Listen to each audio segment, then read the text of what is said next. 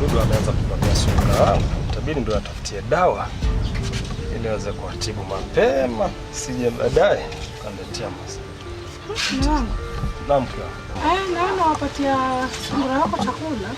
Unajua binadamu hujitafutia, lakini hawa wanyama lazima tuwatafutie sisi. Sawa, sasa. Naombi maona nataka nikwambie. Nilikuwa nakwambia hivi. Kusoma na wetu Amina huyu. Mimi nimeonelea hata mimi aolewe.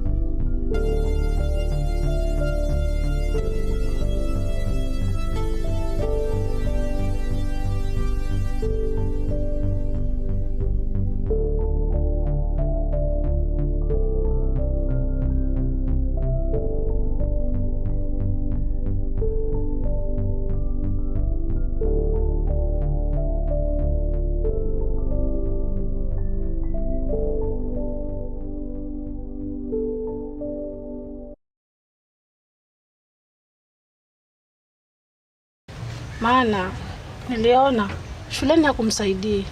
Hata tukampeleka, basi mambo atakuwa ni yale yale.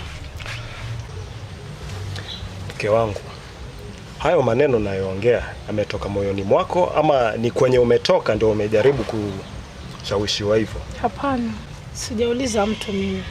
Akili yangu tu nimefikiria, nikaona heri nikubali liwe ombi lako. Hata shuleni hakumsaidii. Ukimpeleka hali itakuwa ile ile tu. Kwa hivyo hata nimeonelea aolewe.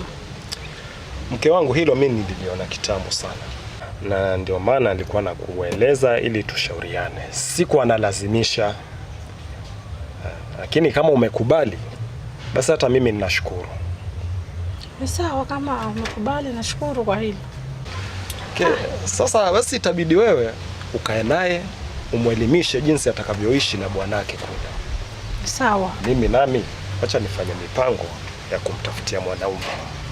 Haya, sawa, endelea kupata chakula hawa ndugu wako.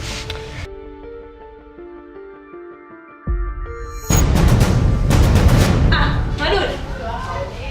Kwani ndio unataka kufua tayari? Hiyo haikuhusu. Nafua sifui. Haikuhusu bwana. So hivyo nawe kuna nguo zangu 2 3 pale nilikuwa naona kama wafua. Mfulie na mimi kwa sababu mimi ndio nilifua juzi. Mimi naondoka. Nitarudi hapa baada ya miezi 4. Unasikia? Unasikia? Ndio. Lakini mimi uniachie nani hiyo miezi 4?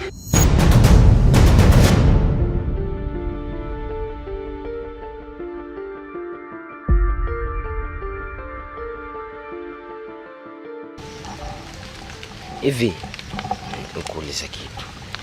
Nini kiini hasa cha kuolewa? Nazungumza nawe malaya, unijibu. Na kuacha ile nyumba, na jisimu lako ile wimbo kila wakati kila mara ni yaani linakufanya hauna muda na mimi. Kwa hiyo nyumba ndio ilionioa mimi hapa. Wacha mimi niende, nitarudi hapa kama nilivyokuambia baada ya miezi 4, alafu mambo yako tutayatatua. Kama unaweza kukaa na mimi sawa, hauwezi ushanisikia? Madude acha mzaa bwana. Mzaa kitu gani? Ala? Wewe Madude. Madude anaenda na madude yake. Na muache kama alivyo tafadhali. Watu wazima kwanza na salamu mwanzo asante kwa kunipatia jina zuri kama hilo la Malaya. Alafu sikiza, ngoja nikwambie. Mimi hizo ngojera zako mimi wasizitaki. Ushasikia? La kwanza, alafu la pili. Yaani mimi unajua nakushangaa kati ya watu wote hapa kijijini. Yaani mwenye ambao uliona afadhali yani uwe na yule jamaa. Yaani mtu mzima, mtu misharubu inkwenda nini hata haichani. Vipi? Unajua nakushangaa sana.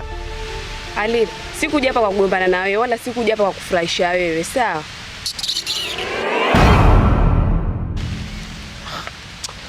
Sawa, nini na mimi najiita Malaya?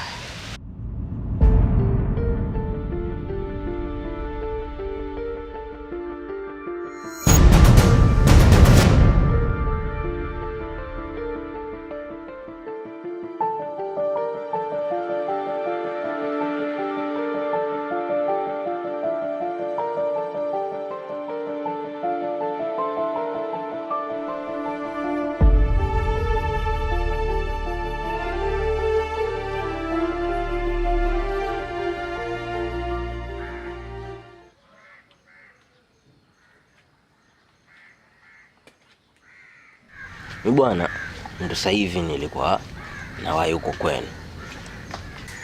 Sema nikakuona hapa, nikasema kwa sababu nimekuona niseme kama nakupa ujumbe hivi. Lakini kwa bahati mbaya sasa hivi sitaweza kufika nyumbani, nilikuwa na mishemishe zingine tu hivi. Sawa. Lakini mimi nina jambo nataka tulizungumze. Najua unampenda dadangu Amina. Sana. Na hilo linaonekana wazi. Lakini kuna kitu kimoja mimi Amina anipendezi nacho. Na wewe upo tayari kumbadilisha. Una uwezo wa kumbadilisha. Kwa sababu mpo katika mahusiano. Na inaaminika kuwa mwanamume ndio mtu wa kipekee ambaye anaweza kubadilisha mwenendo msichana. Labda nikusimulie kisa kimoja. Kuna mwanangu mimi anaitwa Golife.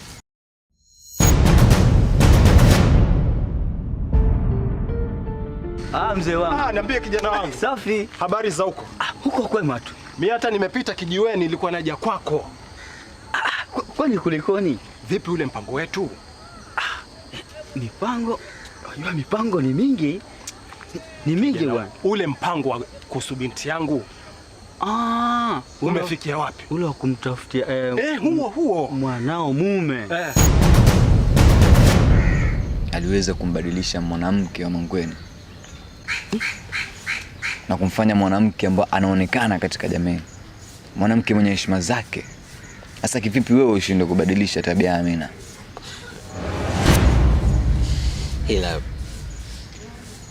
Ile swala kwangu haliwezekani. Haliwezekani. Siwezi, sintoweza wala sitofanya. Yeye Amina katika kichwa chake anafikiria wanaume wengine. Mimi unafikiri mimi nitakuwa na uwezo gani ama na nguvu gani kwamba namzungumza naye na anielewe? Mimi bwana nikuache. Sikia, nikuache kwa sababu pia hata kwenye nilikuwa naenda kunitoka. Na nilikuwa nikuone ndio nishakuona tayari. Kwa hiyo mimi nirudi pale nyumbani. Ila jioni mimi nitakutafuta ili uende kuongea naye. Haje. Sawa? Sawa, lakini ulifikirie hilo kwa makini. Kubadilika kwake ngumu sana bro. Haiwezekani. Ila shinda makini. Hiyo unafuatilia na kila kitu kitaenda sawa tu. Unanihakikishia kila kitu kiko sawa? Wewe mzee usiwe na wasiwasi. Mimi nitakutengeneza, yani kila kitu kitakuwa shwari kabisa. Ujue na kutegemea sana kijana wangu. Mimi sitaki nije niaibike huku. Mzee, nalifahamu. Yani niachie mimi. Mitani hii ama maana sitaki hawa vijana ambao leo kesho anamwacha. Mitani hii si mingine. Sasa tufanye hivi. Naam. Wewe twende paka hilo tu ndio nilikuwa nafa. Kama unalishughulikia twende kijiweni, tutamaliza hiyo story baadaye. Ni sawa? Basi unaonekana una mazuri na mimi. Wewe twende. Wewe mzee wangu.